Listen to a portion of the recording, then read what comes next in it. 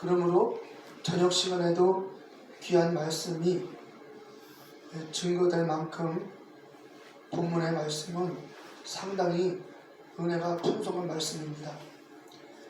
잘 들으시고 믿음은 들음에서 난다고 주님이 말씀하셨으니 들을 때에 믿음이 우리 안에서 생겨나기를 바랍니다. 사도 바울은 본문의 말씀에서 이렇게 말했습니다. 그리스도 예수 안에 있는 구속으로 말미암아 하나님의 은혜로 값없이 의롭다 하심을 얻었다. 얻은 자 되었다. 즉 우리가 그리스도 예수 안에 있다는 것이죠. 이게 중요한 거예요. 그리스도 예수 안에 있는 구속. 그러면 구속은 뭐냐? 구속이라는 것은 속량하다는 거예요. 구속이라는 의미를 말씀드릴게요. 구속이라는 것은 죄인이 있습니다. 죄인이 있는데 이 죄인은 죽어야 해요. 죄 때문에.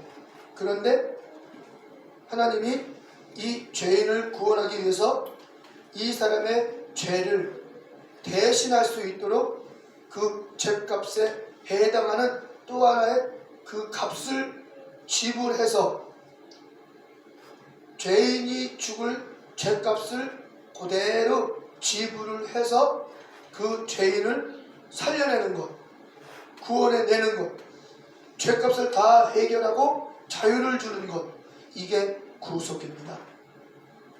우리 얘기죠. 우리들의 얘기예요. 우리가 에덴 동산에서 선악과를 따먹음으로 하나님의 말씀에 불순종하여 사망이 왔으며 죄가 왔어요. 그래서 우리 모든 사람이 죄를 범하였음에 하나님의 영광에 이르지 못하게 되었다고 로마서 6장에 3장에도 말하고 있습니다. 그래서 우리가 모두가 다 죄값은 사망인데 하나님의 아들 예수께서 우리의 죄값을 짊어지고 십자가에서 희생 제물로 성경의 율법의 말씀을 따라서 희생 제물로 돌아가심으로 죽으심으로 우리가 죄에서 속량함을 얻었잖아요. 이걸 구속의 은혜라고 해요. 구속으로 말미암아 하나님의 은혜로 값없이 의롭다 하심을 얻었다. 이거예요. 중요한 것은 예수님이 십자가에 죽으심으로 내 죄값을 다 치르셨으므로 내가 구속을 받았어요. 구속의 은혜를 받았어요. 그런데 우리는 여기까지만 알고 있었어요. 여기서 중요한 것은 이 사건이 그리스도 예수 안에서 일어났다는 것이죠.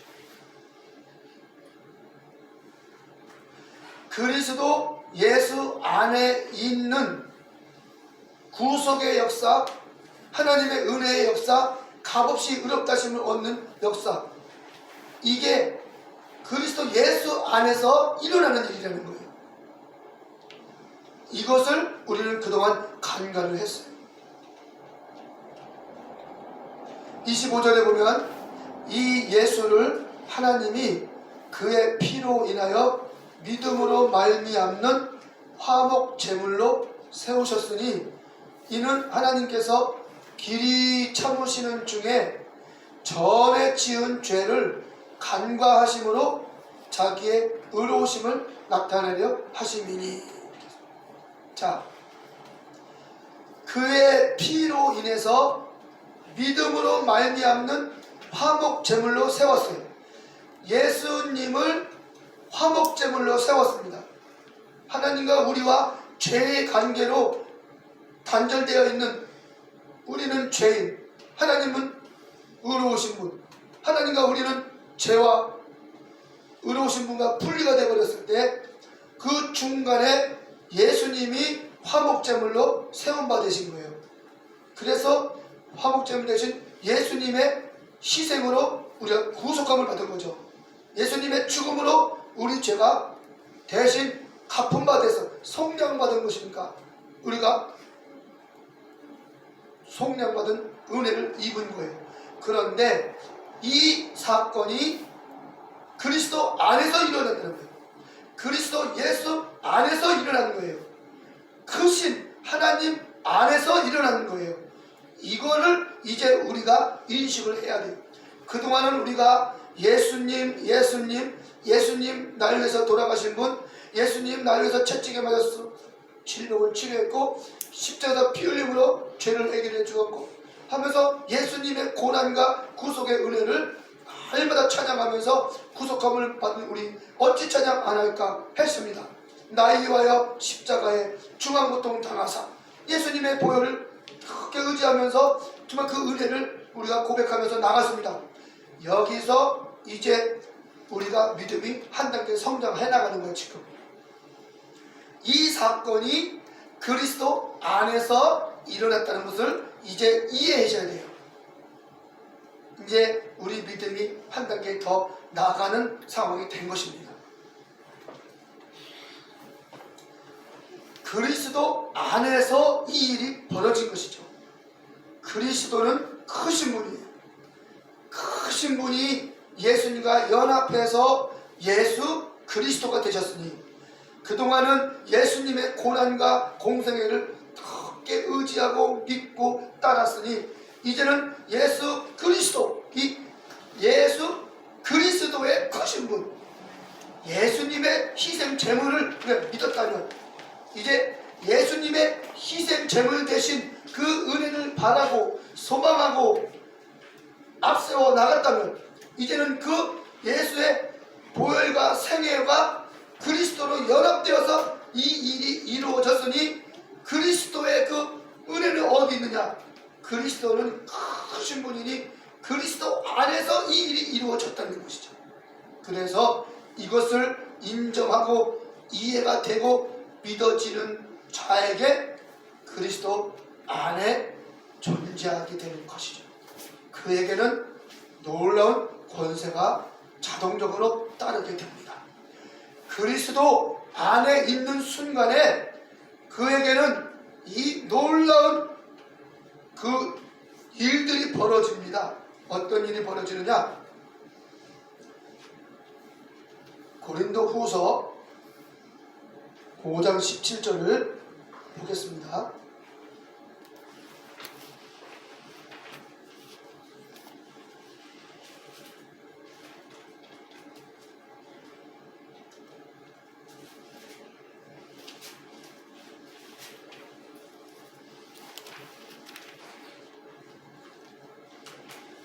고린도후서 5장 17절을 우리 다 같이 한번 읽어보도록 하겠습니다.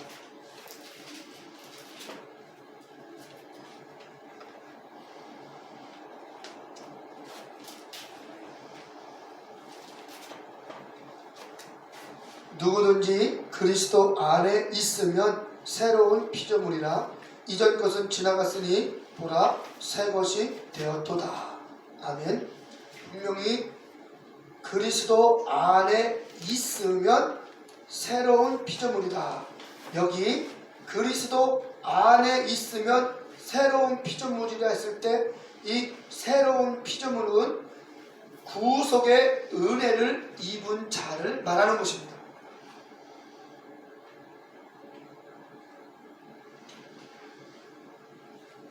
새로운 피조물은 구속의 은혜를 입은 자예요. 그리스도 안에 있는 새로운 피조물.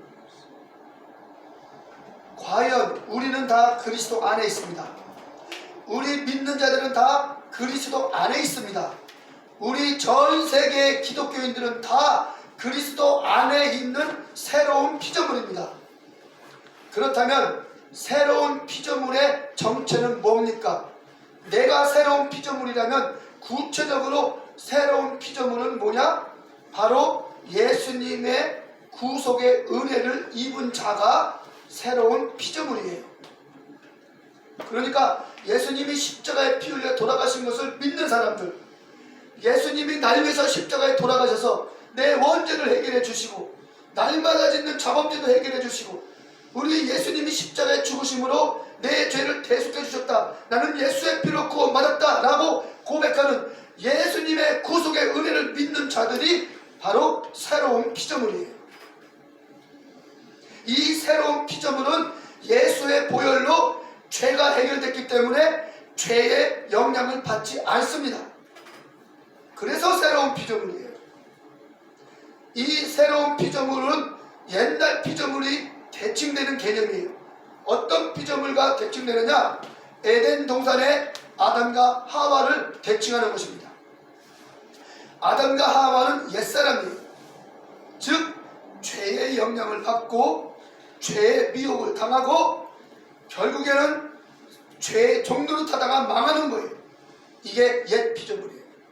그런데 예수 그리스도로 말미암아, 즉 예수님의 십자가의 보혈로 죄사함 받고 예수님을 나의 구주로 영접하고 예수님의 그 십자가의 죽음을 믿고 받아들이고 신앙 고백하고 나아간 그 믿음의 사람들, 새로운 피조물. 그러니까 로마서 3장 24절과 고린도 후서 5장 17절 두 절을 연결해서 같이 이해하면 선명하게 새로운 피조물이 어떤 존재인지 알 수가 있는 것입니다. 그리고 새로운 피조물은 반드시 그리스도 안에 있는 자라고 말합니다. 그리스도 안에 분명히 있잖아요. 새로운 피조물. 중요한 거죠. 새로운 피조물이라고 해서 내가 특별히 어떤 이상한 몸으로 바뀐 게 아니에요. 나는 그대로예요. 나는 그대로인데 새로운 피조물이에요. 뭐가 증거가 될까요? 예수님의 보혈로 죄사함 받은, 예수님을 나의 구주로 영접하고 신앙 고백한, 예수님을 구주로 영접한 이 새로운 피조물. 그렇다면 우리가 예수님을 나의 구주로 영접했다면, 예수님이 나의 주님이시라면, 내가 예수 믿는 사람이라면 그는 새로운 피조물인 자기 정체성을 자각해야 될 것이고 분명히 인식해야 돼요. 그러면 그는 새로운 피조물이라는 존재로 자각한다면, 구속함을 받은 자라고 고백한다면, 구원받은 자라고 고백한다면, 예수의 피로 죄사함 받았다고 고백한다면 그는 자기가 있는 현재가 어느 위치에 있는지 그것도 시인해야 돼요. 그리스도 안에 있음을 시인해야 돼요. 이게 중요한 것입니다. 그리스도 안에 있다는 것이죠. 그렇다면 예수 믿고 구원받은 건 좋습니다. 예수님의 십자가의 보혈로 죄사함 받고 눈물 흘리며 나의 모든 죄를 크게 회개하고 성경의 말씀대로 죄를 회개해서 아담의 죄를 회개하고 자범죄를 회개해서 예수님의 보혈로 죄사함 받았다면 이제 나는 어디에 있는 존재냐? 그리스도 안에 있는 존재다. 그러면 그리스도가 누구냐? 이것을 이해하는 게 매우 중요한 것이죠. 그리스도는 마귀보다 크고 그리스도는 마귀보다 커요. 세상보다 커요. 이게 중요한 것입니다. 그래서 그리스도 안에 있는 새로운 피조물은 죄의 영향을 안 받기 때문에 그는 그리스도께서 이끄시는 대로 이끌림을 받는 사람이에요. 그리스도 안에 있는 피조물들은 그리스도에게 이끌리는 거예요. 마치 임신한 여인이 아기가 배에 지금 7개월, 8개월, 9개월 됐어요. 한 달만 있으면 이제 아기가 나와요. 뱃속에서 아기가 발로 툭툭툭 차면서 배 안에 아기가 있어요. 이 아기는 아기를 품은 그 임산부가 움직이는 대로 아기는 움직입니다. 임신부가 뭐가 먹고 싶어서 음식점으로 가면 뱃속에 있는 아기도 따라가는 것이죠. 이게 바로 그리스도 안에 있는 새로운 피조물의 존재성인 것입니다. 과연 우리가 새로운 피조물이라고 하면서 그리스도의 인도하심을 받고 있느냐, 아니면 내 멋대로 내 생각대로 살고 있느냐, 아주 중요한 얘기인 것입니다. 그래서 우리의 믿음은 관념이나 어떤 실상이 종교적인 것이 아닙니다. 우리의 믿음은 실상이에요. 그래서 내가 그리스도에게 인도함을 받느냐 안 받느냐를 자각할 수가 있는 것입니다. 그리스도 안에 있다면, 새로운 피조물이라면. 그래서 제가 끊임없이 기본적인 진리를 계속 증거하는 거예요. 여러분에게 안에서 믿어야 된다는 것을 계속 증거하고, 예수님이 사람이시면서 하나님인 것을 계속 증거하는 이유는 이 중요한 위대한 이 중요한 예수 그리스도의 존재성과 예수 그리스도의 그 예수님이 어떤 분인가, 이것을 계속 증거하는 것은 이것이 너무너무나 중요한 기초이기 때문에, 이 기초를 잘 들었던 여러분, 정말 10년 넘게 들었던 여러분께서는 이제 어마어마하게 견고한 믿음의 털을 지금 닦아가고 있는 거예요. 닦고 있는 것이, 이제 그 위에 하나님이 세우는 것은 멀지 않아요. 여러분이 아이고 주님, 우리 주님께 와서 거의 10여 년 동안 예수님이 사람이시면서 하나님, 예수 그리스도의 인성과 신성, 예수님 그리스도, 이것에 대해서 지긋하게 들었고, 그분 안에서 믿어야 된다. 예수 그리스도 안에서 믿어야 된다. 우리는 예수를 믿는 것이 아니라 예수 그리스도 안에서 믿는 것이다. 너무너무 지겹게 들었는데, 이제 이것이 기초라면은 어느 세월에 주님 또 그 위에다가 어느 세월에 세웁니까? 이거는 육신의 생각이야. 이렇게 생각하는 것은 육신의 생각입니다. 왜? 육신의 생각은 논리적이고 이론적이고 합리적이기 때문에, 기초를 닦는데 10여 년이 됐으면 그 기초 위에다가 집을 세우려면 또 10여 년 정도 세월이 가야 되지 않습니까? 이런 논리를 펴는 것이 합리적이고 이성적이고 육신의 생각인 거예요. 그렇지 않습니다. 영적인 진리인 것입니다. 우리가 예수 그리스도를 잘 알고 예수 그리스도를 믿는 것을 잘, 기초를 잘 닦아놨죠. 단골 메뉴가 하나 있어요. 여기에 딱 맞는, 이 정말로 너무너무 하나님이 천지 만물을 만드실 때 참 신묘막측하죠. 중국 얘기하면 별로 안 좋지만은, 중국의 동북 지역에 가면은 모소라는 대나무가 있대요. 중국에 가면은, 나는 안 가봤지만 책에서 읽어봤어요. 책에서 가끔씩 나오더라고. 유명한 책이기 때문에, 그 유명한 그 예화를 하기 때문에. 설교도 종종 들었어요. 그런 설교. 그 동북 지역에 모소라는 대나무가 있는데, 이 대나무는 그 심으면 4, 5년인가 하나도 지상으로 싹을 안 난답니다. 4, 5년 동안 돌보고 그냥 펀펀한 그 밭을 그냥 돌보는 거예요. 위로 아무것도 안 자라요. 4, 5년 동안. 참 이게 참 무서운 일이죠. 그 4, 5년 동안 계속 돌보요. 거름주고 다 관리도 다 해주는. 그런데 밑으로는 계속 보이지 않지만 뿌리가 계속 한없이 뿌리는 내려가고 있어요. 1년, 2년, 3년 계속. 그리고 나서 이제 그 5년, 6년, 7년 되는 그때는 이제 슬슬 싹이 나면서 하루에 몇 센치? 눈으로 보일 정도로, 잠깐 있다가 탁 쳐다보면은 달라질 정도로 빨리빨리 자란답니다. 그래서 한 달 사이에 그냥 어느 정도 키가 얼마나 큰지 쭉쭉쭉쭉 자라서 그냥 순식간에 긴 대나무가 된다는 것이 실제로, 그죠? 이와 같이 우리가 예수 그리스도를 견고하게 바르게 창세기부터 계시록까지 말씀 구석구석에 예수 그리스도는 인성과 신성을 가지신 분이시다.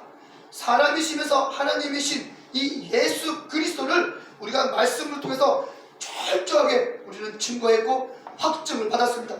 누가 뭐라 그래도 예수님은 사람이시면서 하나님이다, 인성과 신성을 가지신 분이시다, 우리는 증거할 수가 있습니다. 왜?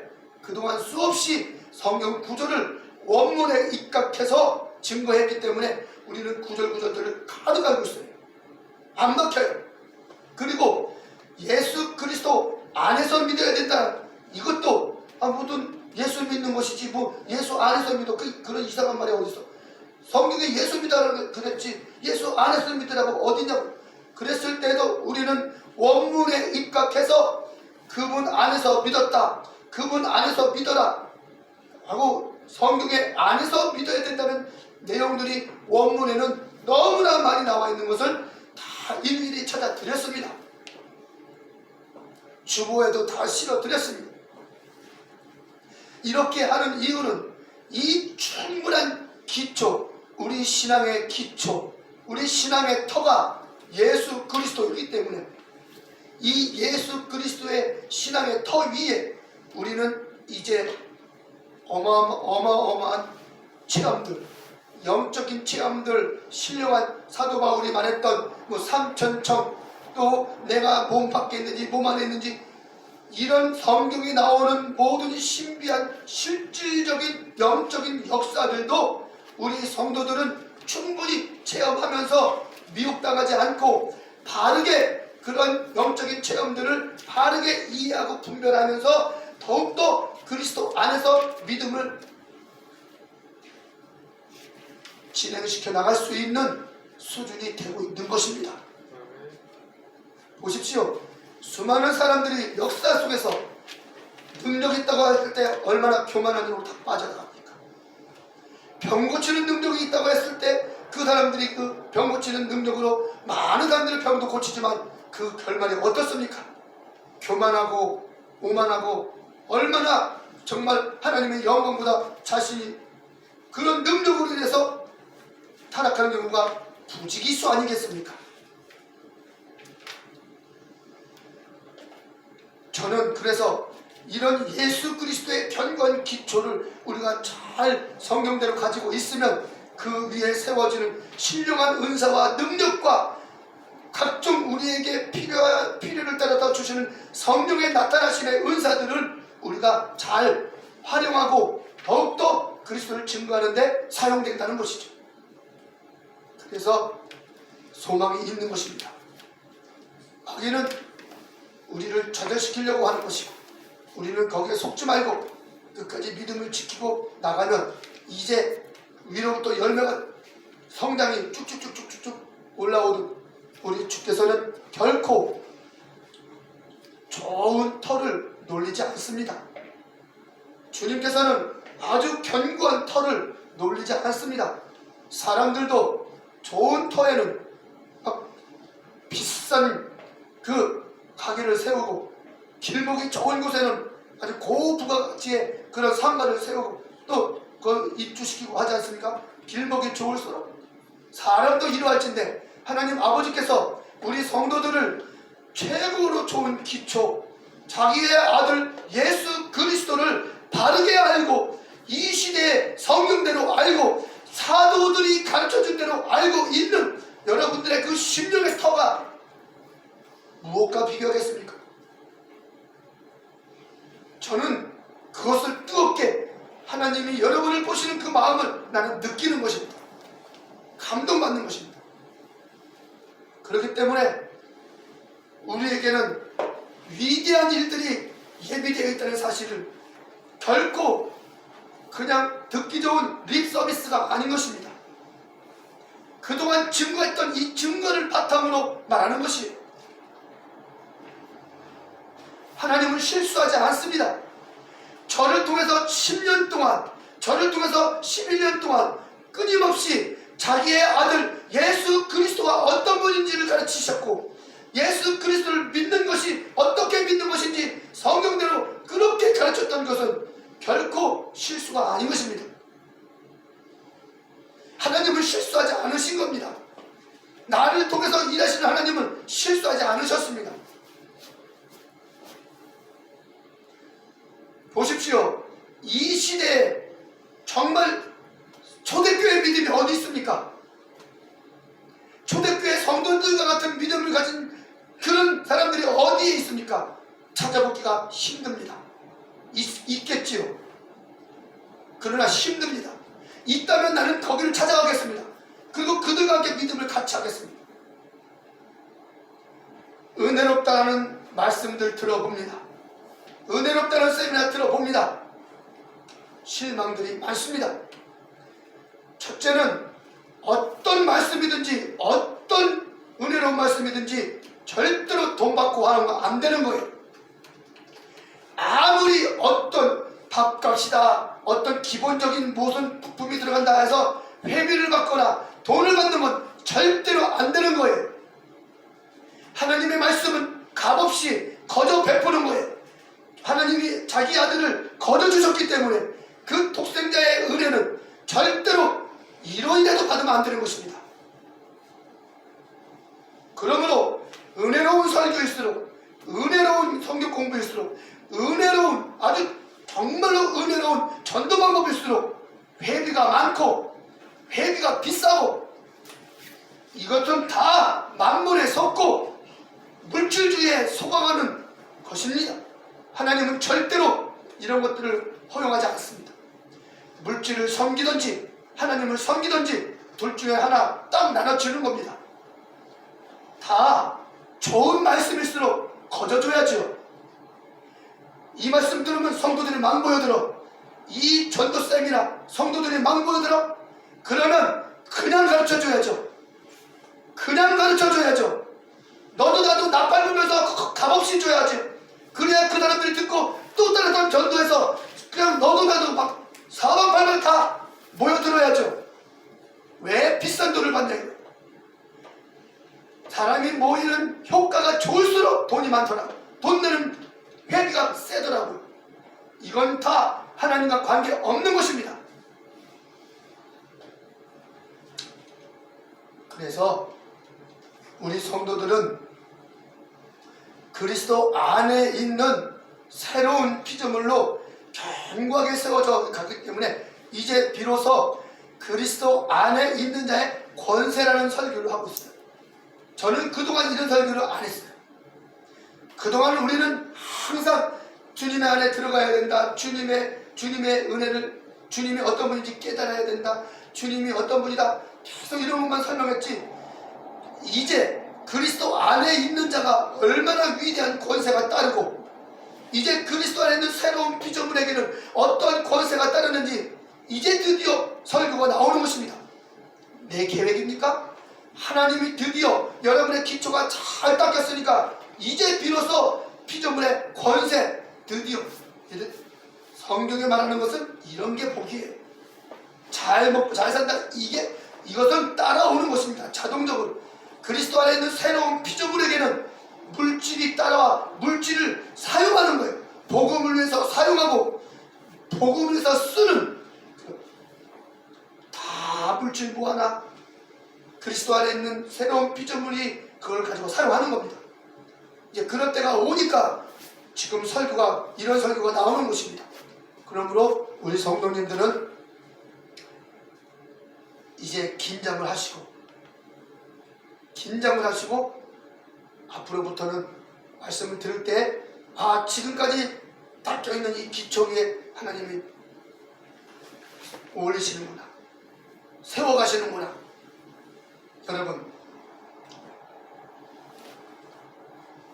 우리는 두 가지가 교체될 거예요. 난 그렇게 귀하게 받은 적이 없는데. 그것을 바로 하나님이 우리의 생각을 깨트리고 일하시는 분이 바로 그분이에요. 그래서 하나님은 은혜의 하나님인 거예요. 그래서 하나님은 여러분에게 찬양받으시기에 합당하시고 그래서 하나님은 과연 하나님이시다 하게 되는 거예요.